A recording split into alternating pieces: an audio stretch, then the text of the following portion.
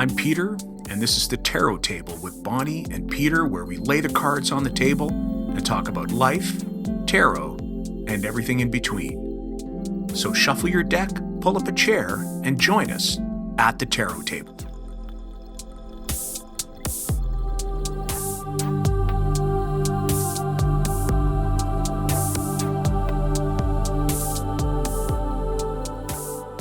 Hi, I'm Peter. And I'm Bonnie. And together, we're the Tarot Table with Bonnie and Peter. Welcome to this episode. Today, we're going to explore the question of questions. And we're going to take a look at how we use questions in our personal work with the tarot, in our readings with others. And we're really going to try and look at how we can sort of deepen our skill set and our understanding in crafting the proper questions for tarot reading. So, I always think when we work with the tarot, it doesn't really come with any kind of limitations on the kind of question you can ask. You can choose to ask the tarot anything. And, where the limits kind of lie is on your preference on how you're going to work with it, and your comfort level on what you work with. So, I'm going to preface that by saying there are some best practices around, tarot use and questions that we're going to suggest here, but that the tarot itself doesn't say, oh, well, you can't ask this question and you can't ask this question, that you really can ask any question to the tarot. The tarot itself, the deck itself, is likely going to determine whether or not it has the appropriate answer for you. And I think what we're trying to say in this episode is your work with the tarot is likely to be more successful, more fulfilling, and even perhaps more, along the goal that you were looking for with some real thought around the question that you're question or questions, that you're going to ask. So we'll talk about perhaps the impact of the question. We'll talk about what happens if you get a question or you think of a question and you need to reframe it. And then we'll, look at how can we how can we craft some really good questions. So Bonnie, let's start out first though by telling people how they can find you out there in the online world. Okay, thank you, Peter. The easiest way to find me is through my website, which is breathewithbonnie.com. In there, you'll see all of the services that I provide. And if I have any upcoming classes or workshops, I post everything there. I'm a little bit active on social media, so you can also follow me at Breathe with Bonnie on Instagram. I also have an email list, so if you'd like to sign up for that, each month I provide a new intention, and I base that on a card reading. So you'll get a card reading and an intention based on that, and also a free meditation. So if you sign up for my newsletter, you can get all of that. So that's me. How about you, Peter? How can people find you? What do you have going on? Sure. Best place is always at peterwhitetarot.com on my website, or of course at Peter White Tarot on Facebook and Instagram. Also a newsletter, which would give you, so if you're a first-time visitor to my website, you'll get prompted to sign up for my newsletter if you want to stay up to date on any course offerings. I often offer discounts to subscribers and to students for upcoming courses. That's the best way to find out what's going on. And that's pretty much it. Everything you can find on my website, which is likely to be updated in the very near future. Since, we often tire what we've got. I'm tired of looking at the website that I've got right now. It's not quite working for me. So going to get an update. So I'm looking forward to that. I'll have to maybe take a look at I'll take a look at the tarot and see what my new website should look like, see what kind of offerings it has. Get some insight. There's my question, right? So what should I focus on my new tarot website? Do you want to tackle? So we're going to take a look at questions today. I think our plan here was to have a bit bit of a free-flowing conversation around questions. Is there something that you wanted to start with specifically, Bonnie, around working with questions in the tarot? Yes. Okay. So I think I think how you're going to use the tarot is really important and what kind of questions you're going to ask the tarot. So again, if we come back to this idea of people being afraid of the tarot, it's because they don't want to be told something that they don't want to know. So and we can think of that in like a predictive nature. So if you're thinking about using the tarot because you want to see what's going to happen in the future, but you don't want something, upsetting to show up, then you're likely not going to want to use it. So I think the whole idea of us having this episode is to let people know that there's different ways of asking the tarot questions, and they don't have to be in this predictive nature. So what do I mean by that? So if you're asking the tarot if something is going to happen, so I'm just going to use a very broad question, let's say. So let's say you're looking for love and you want to know, am I ever going to get a boyfriend? So I'm going to turn to the tarot and ask the tarot, am I ever going to get a boyfriend? Well, if you ask the tarot that question and it says no, you're likely to be like, put your hands up and say, well, I'm never going to get a boyfriend. So what's the point? And I think that really takes your power away because the way that I look at the world is that we are empowered. We have the ability to create the life that we want to live.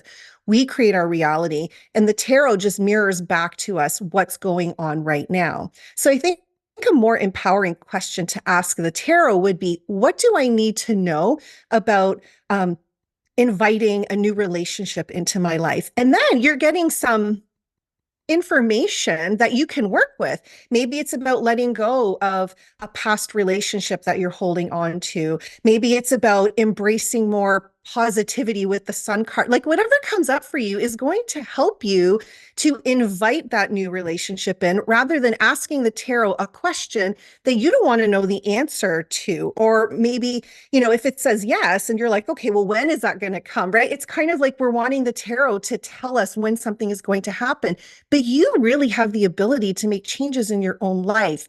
So I think it's really important what you're asking and how you frame that question. So instead of looking at it as this predictive tool that's going to take all your power away, because if it's going to tell you something's going to happen, then you're like, okay, well, I guess that's going to happen.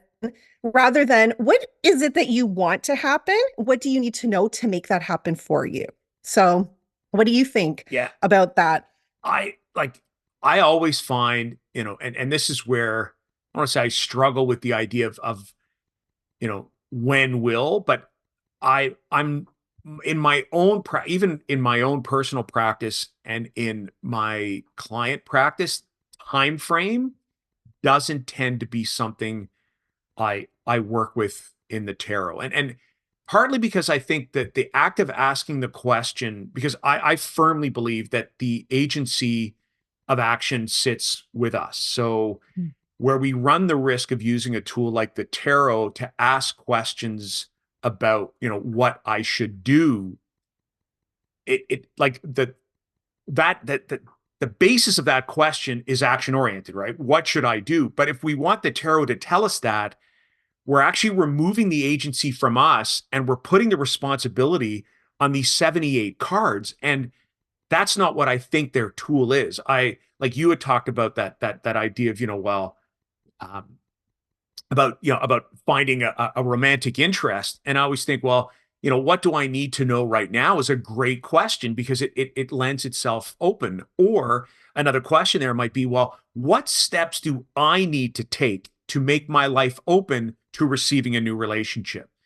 Because then what the tarot can provide is some possible practical examples. It might talk about some of the challenges that already exist, where, there might be blocks or, there might be things that you haven't thought of that are preventing you, actions that are preventing you, habits that are preventing you um, from being open to new relationships. I think about if you get a card that if you're like, well, I'm looking for somebody and I can't find anyone, and yet you're never leaving your home, you're not going out into places where you might meet people or going online, then of course the tarot is not going to help that happen. It might point out some of the things that are kind of blocking that from happening, and or it might point you in the direction of what you might need to do.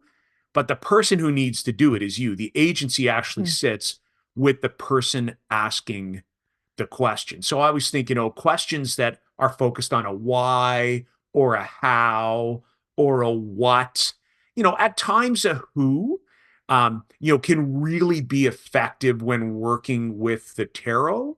Um, so I think the kind of question that we ask, is really important. But as I said before, asking a yes or no question can sometimes be, an effective way to use the tarot. Just recognize that the agency of action sits with you. So, even a yes or no answer, the tarot says something, but then the fact that you've asked the question and received the answer is kind of changing the path that you're on anyways.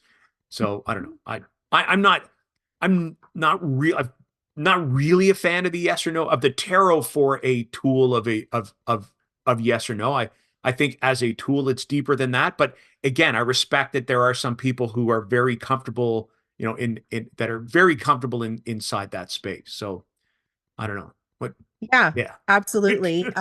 Yeah, we're not saying you can't ask yes No. or no questions, but if you're going to get an answer that you don't like, or if you're going to get a response and you're not really happy with that, then what do you do with that? So quite often, if people are asking me a question that's going to have a yes or no outcome, then I ask them, what is the outcome that you Right. want? Number one, because it could be yes or it could be no. They just want the cards to validate that. And I say, okay, instead of asking the cards if that is going to happen, yes or no, Mhm. then if you think about what it is that you do want, like if you want the outcome to be yes, what can you do Right. to make that Mhm. happen? That gives you some more information and some more insight into the steps that you can take so that you can make that happen. Yeah. And that yes or no question, then if you ask it, might be a precursor to the next question. So let's say you decide that you want to, ask that question. You're comfortable with either a yes or no, and that you'll work with that. And if it does say, if the answer is no, then the follow-up question could be, well, what is getting in the way of achieving whatever that outcome is? And what steps do I need to take to turn that no into a yes? Those are the kinds of questions that are much better suited for work with the tarot. So, just kind of keep in mind, if you do want to do work that kind of sits in that yes or no space, that because the tarot works so much better I think in a broader application, I would just say, well, just don't stop there. Just don't be like, oh, in either way. Oh, yes, that's great, wonderful. Well, maybe, but for me in how I think the tarot operates is the minute we get the response, we change our response. So, the fact that you got a yes from the tarot might cause you to stop doing things that you would have done because you're like, oh, tarot said yes, it's going to happen. No problem. I can just sit back and let the universe just kind of bring it my way. And I'm like, well, there are times when that's not quite, how things manifest themselves, that at times manifestation actually requires action on our part, or that a person gets devastated by a no response and a yes or no question when, and then they just stop doing whatever it was that they were doing when, the no might have been, well, no, not right now. But the tarot could be, if tarot cards could jump up and down, it might be saying, well, hold on a second. There's another question for you to ask. Oh, wait a minute, we're not done our work yet. And you walk away with, with the deck, still having not reached its full potential. So, that's the only caveat I would give with the idea of a yes or no question. But I would, if you're going to move away from yes or no questions, which I think we both think you should do, the first piece of guidance I would give would be to make sure that the word I is in the question that you're asking. I think I know, and I actually have a statement like this on both my websites. So if people go and take a look at a tarot consultation, I actually lay out what kind of questions are best suited and the kind of things that I won't do from an ethical perspective, like, answer questions about somebody else. Like, what will so and so, what will happen in so and so's life? And I'm like, well, so and so is not sitting in front of me, so I'm not answering that question, but we can reframe it as long as that question, concerns an I.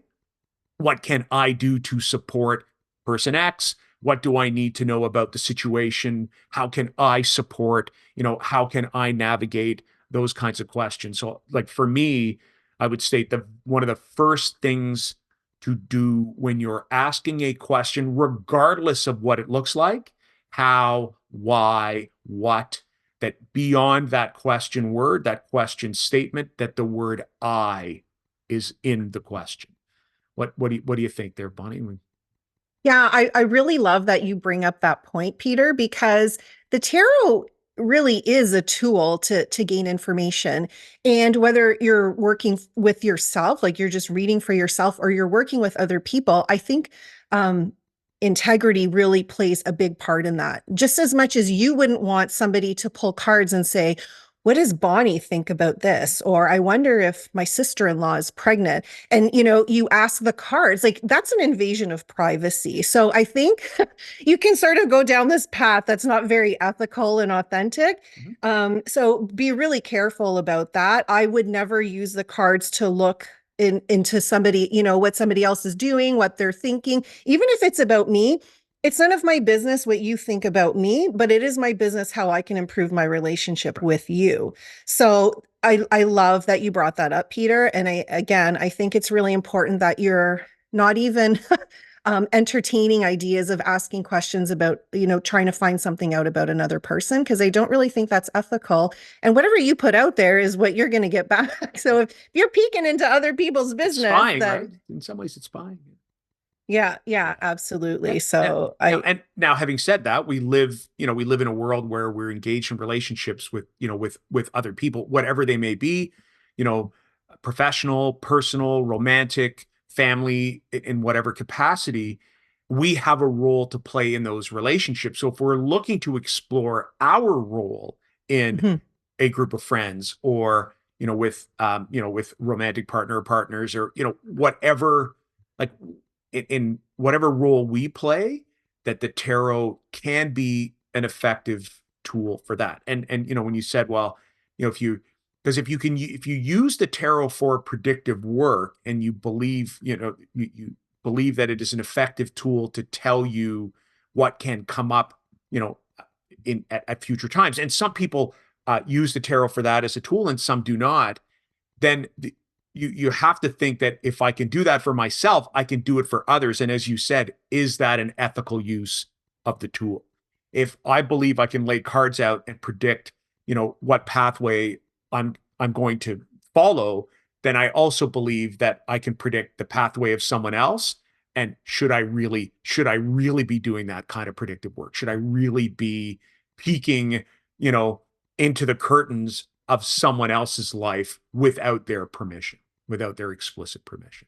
Oh yeah, yeah, you use the word ethics, and I think that's great, because it's a question of ethical practice.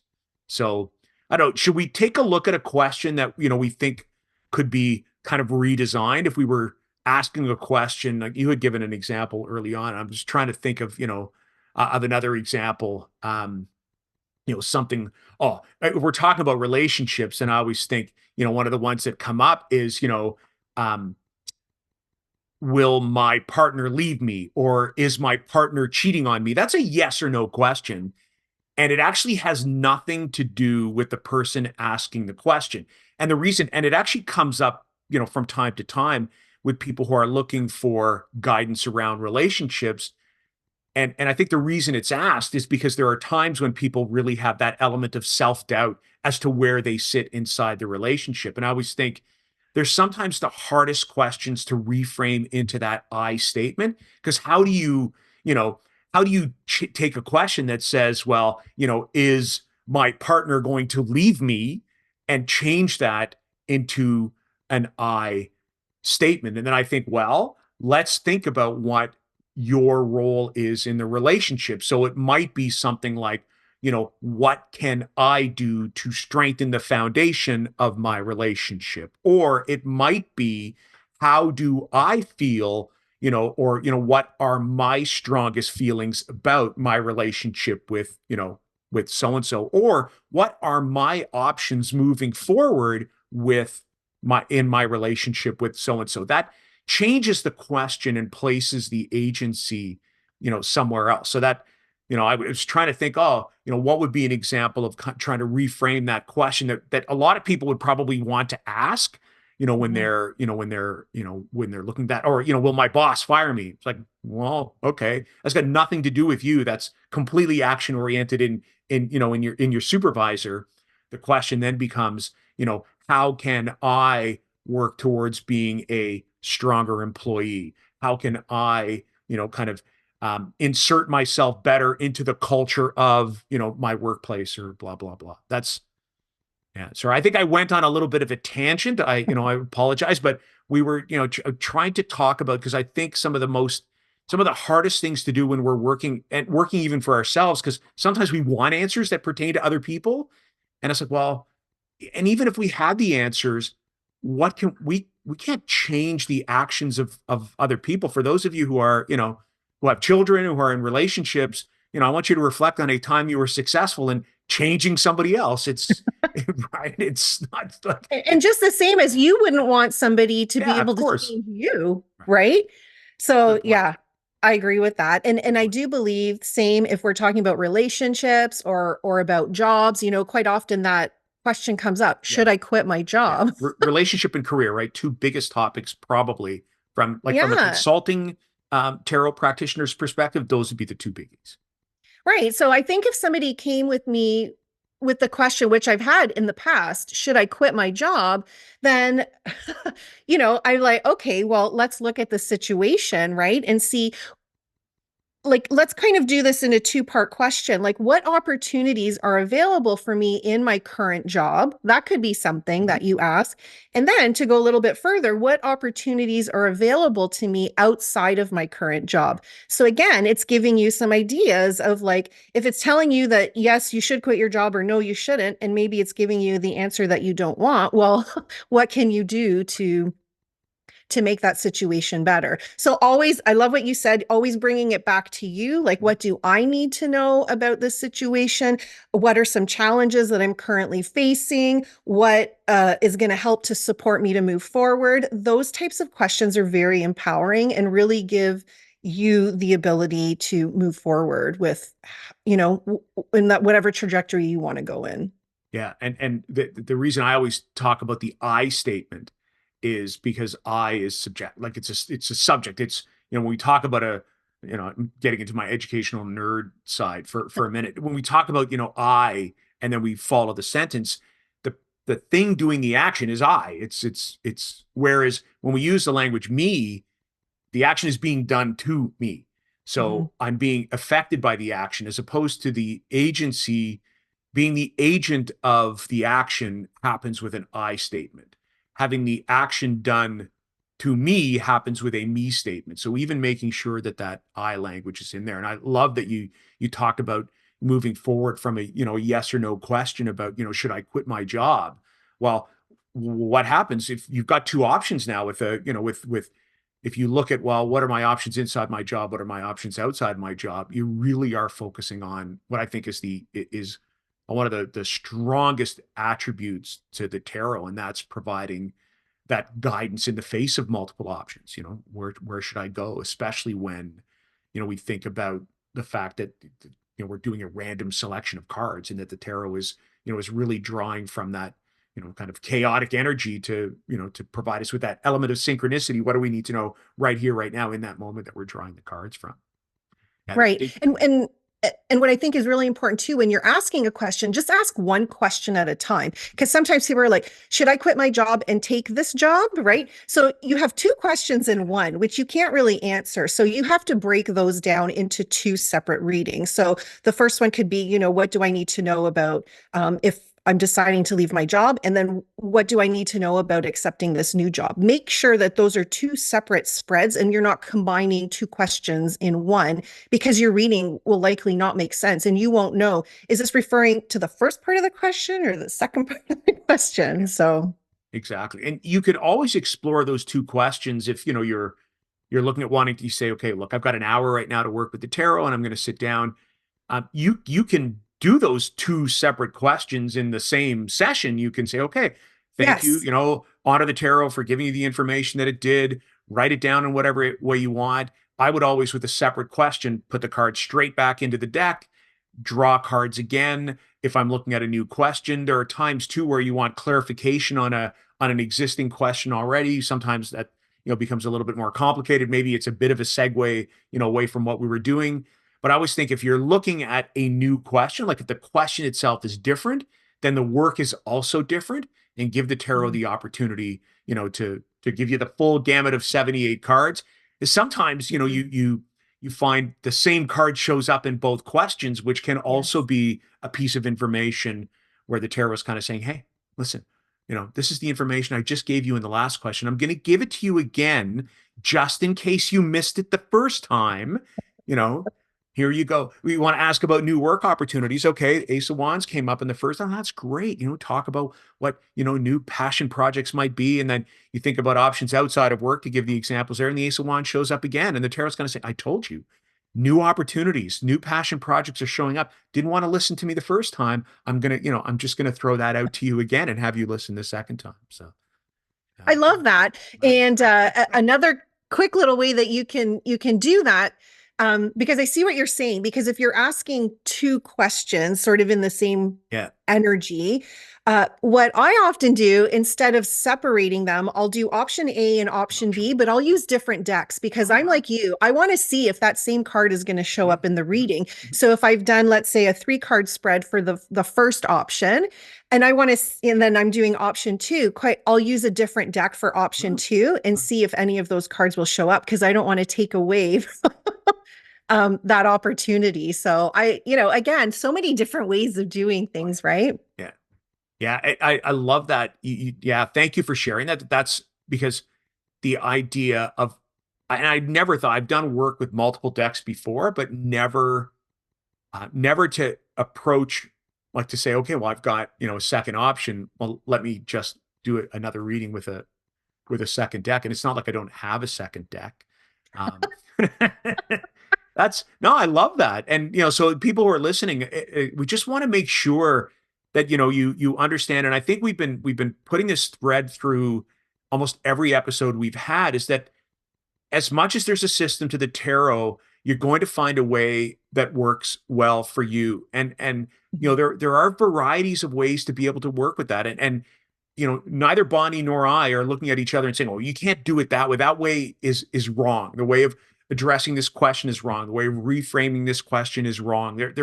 I think there are very few. I won't say there are none, but there are probably very few absolutes in tarot work, that you're going to find things that really do resonate with you. What we're trying to talk about in this episode, though, are, I think, ways to be able to ask questions that allow, let's say, I don't want to say better work, 'cause that's a judgment word, but that really probably allow perhaps deeper work, or maybe even more impactful work with the tarot, that really allow the tarot to do what I think we both believe it can do, and that's to provide you with guidance, to provide you with insight, and to be Mhm. impactful in your life, as opposed to being, what I'll say, when something that takes agency away from you. Um, it, yeah, something to almost blame when things go wrong, or to celebrate when things go right. I knew it was going to go well because there was the 10 of cups right there, telling me that it was going to go well, or I knew it was going to go poorly, knew that things, I was going to be weighed down with that, going to be stuck to the ground, because that darn 10 of swords had me pinned right down there to the ground. Like, instead of doing that, what it allows you again is to have dialogue, and insight in exploring options. So yeah, I think there's asking the right question is really, really, really powerful. So yeah, what do you think? I agree with you. And Yeah. and I think that brings us to the part of the episode where we pull a card. Yes, I would agree. And then we can maybe we can even ask the The question question. Yeah. when we're pulling the card of Good idea. how would we approach the tarot in that manner? Yeah. So what do you think, Peter? Are you ready to do that? I am. Yep. I'll, how about you? Are you ready? You want to start us off with this I'm one? ready. Yeah. All right. I'm going to use the in our last episode I used the Tarot of Mystical Moments. So I'm going to use that one That one again. again. All right. Yeah, I like to use different decks all the time, so I just kind of pick on the energy of what deck is calling me, and that's generally how I pick the deck.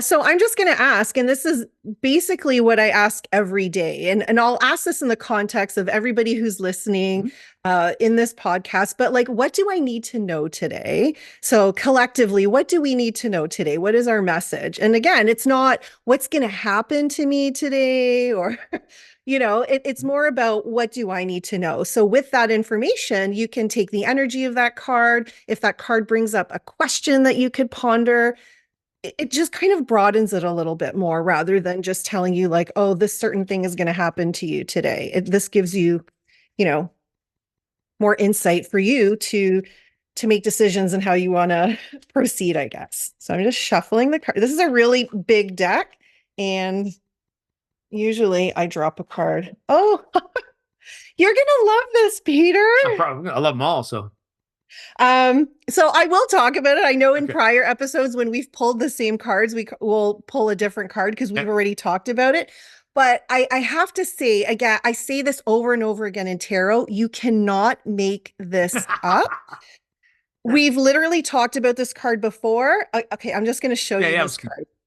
It's the King of Oh Cups. my goodness. Yeah. Yeah. Yeah. We were talking about this just before, our episode as well. We've talked about it many times.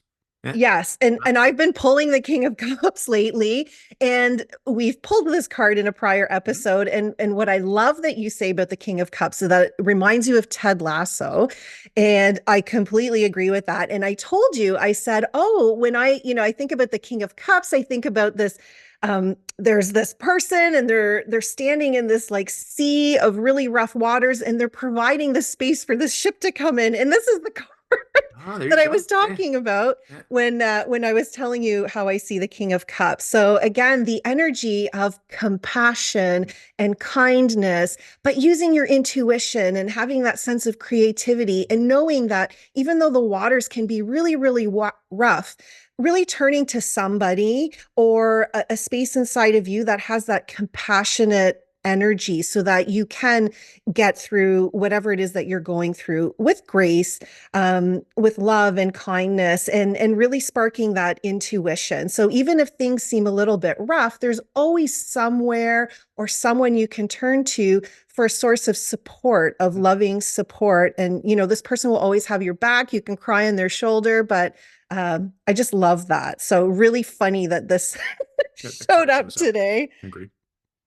What Agreed. about you? Do you have anything to add to Well, that, Peter? the only thing I would add sometimes with that King of Cups, because you touch on so many great words, the idea of compassion, I, I I just and support, because that really is that realm, of cups, and the idea that there are rough waters there and that the King of Cups is kind of opening space for the ship to go through is really interesting. So I like to focus as well on the king side of that, because I Mhm. always see the king queen as the dichotomy of outward facing leadership and inward facing leadership. So I always think you can that king of cups can be the reminder that there is someone there to provide support and guidance, particularly emotional support when the waters are rough. But it can also be a reminder that you can be the king of cups, that there are times when, to use the analogy of the ship, where you need to be someone's anchor, that they need to have you there to be able to provide that outward facing leadership in the realm of emotion and intuition and heart based stuff, and feeling, that they're going to lean on me. They're going to lean on you, they're going to lean on you for support, that you're going to be their Ted Lasso. Yes, That's thank you for that beautiful reminder. And sometimes too, when I see that King of Cups, I think about that for myself. How can I provide yeah, myself with that King of right, Cups yeah, energy, right? So I love that. Thank you, yeah. Peter. Oh no, thank you. What a great card. All right. I'm Mhm. gonna go back to, and you can kind of see the blanket behind me. I'm gonna go back to my old fave. I know I had the Ethereal Visions tarot in the last episode, but I'm gonna shuffle up the Rider Waite. That spot sounds good. Let's give it a flip. Ah. We were talking about rough, the rough waters. Oh, Um, oh, I can imagine. Okay, I'm gonna put it. I know it's coming. do you? Okay. Maybe not what you were Oh, thinking. okay, no, I was gonna say Six of Swords. Only because, like, and I actually, my apologies. I didn't ask the question. I was thinking, and I was thinking about to try and be a little bit different. I was thinking about, kind of what energies do we need to focus on for the day? Because we had talked about what information do I need. I'm thinking, okay, well, I don't want to ask, what do I need to know right here, right now? It's kind of the same vein. So I thought along the lines of energy and focus. So if today was going to have a focus, and we'll think about it collectively, what would it be? So my apologies for not being explicit with that question, but that was kind of where my intention was, with this card. And it's interesting that this card shows up because So why don't you tell people what the card is, well, Peter? oh, sorry, For people who are because I don't listening. want to. People who are listening, it's the Two of Pentacles. So of course, yeah, I'm looking at the card. You mean you're listening somewhere and you can't see the card? You're right. Two of Pentacles. So thanks for keeping that. Thanks for keeping me in line.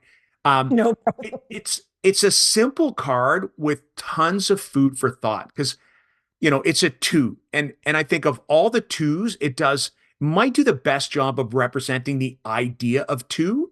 And this card has that concept of balance. It has that idea of back and forth.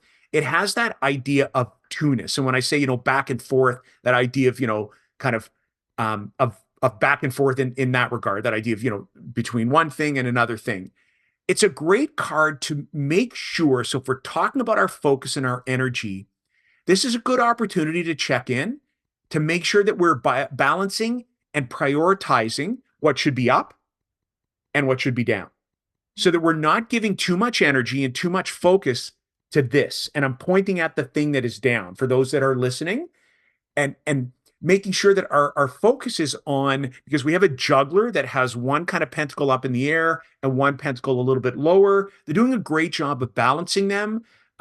So this to me is a reminder that, what should be a priority remains a priority, and what should be less of a priority should remain less of a priority. I always remind people that there are only two things, that we have the ability to juggle a certain number of things. We don't have to take on the world. Only two things here, and this juggler is handling them well. When I say there's lots of food for thought, for those of you that can see the card, you might be able to notice that there's actually chaos lurking in the background, that the seas that are in the background are rough seas. So we had talked about the King of Cups opening up a channel for rough waters. In this card, we actually have a juggler who is successfully balancing the chaos of life, despite the fact that rough waters are in the background. So if we're going to that idea of, focus and energy, this could be a card that, causes you to review something like your health plan or your movement plan, your work-life balance, because, this is the realm of pentacles, right? So what are you prioritizing? What are you not prioritizing? And is that the correct balance? Are you being impacted by the chaos that's in the background of this card? Or are you successfully balancing what you need to, as this juggler is? They're actually so good, they're actually juggling with 1 foot off the ground, and 1 foot, on the ground. The other things that might exist inside, I always say the realm of pentacles: health, daily life routines, nature, garden. It might be something like, am I spending enough time outside? So those are all the things that, I would kind of bring out in this card. It might also be, am I on solid ground? Or again, am I being impacted by the rough waters that are in the background? So this is kind of what the energy. This is what I would bring out in this card when I see it. What about you, Bonnie? What would you add, or what might you share about the Two of Pentacles? Yeah, you've basically said it all. I don't think I would have anything to add other than, the idea that that person is juggling, Yeah. and you're probably really good at juggling multiple things. You're probably a really Yeah. great multitasker. But again, it doesn't mean that you have to take on all those responsibilities and really seeing. I love when you say work life balance. That ties in so beautifully with that element of earth and your career and your life, like your family. Mhm. How is that balance, right? Like, so really having a look at your life, what is out of balance and what can you do to bring that into balance? And again, if you're juggling a lot of things, this is your opportunity to take a look at that and make decisions, right? Twos are often about decisions. Yeah. So you're being offered an opportunity to take inventory of all those things that you're juggling and maybe, you know, seeing if it's really worth it to do all of that. So Yeah. Yeah. And I like how you talk about the idea of, kind of echoing what I said about work-life balance, but that practical family life, like the things that happen daily. And this is where maybe I'll highlight, the importance of the suits. So, twos are often about decision and about balance. And when we've talked about this card, we've talked about it in the realm of practical life. What we haven't done is talk about the idea of things like mental load and mental options, because that actually doesn't sit inside the realm of pentacles. It actually sits somewhere else. If we had drawn the two of swords, we might be having that conversation. We talk about the idea of two. We're like, oh, I might be faced with two mental options, things that haven't happened yet. There might be two competing thought processes. I might be talking about mental load and might be needing to, kind of address that issue. So I just wanted to bring that up, especially in two cards that in some ways, can be kind of similar. The fact that that I drew the two of pentacles today has us reflecting on things inside that realm of pentacles, inside that earth-based, health, work, family routine, home life, nature, earth kind of stuff. So yeah, I love yeah, that. so do I, right? And on that note, um, I guess what we do is we remind people, hit that subscribe button if it's there on the medium in which you are watching. Like this particular video or this episode. Uh, Comment, please, by all means, interact and comment, and share and review. We would love to hear all of those things. Would love to have you interact with us here inside this medium. And on that note, I wish you all farewell and until the next episode. See you next time. Thanks for joining.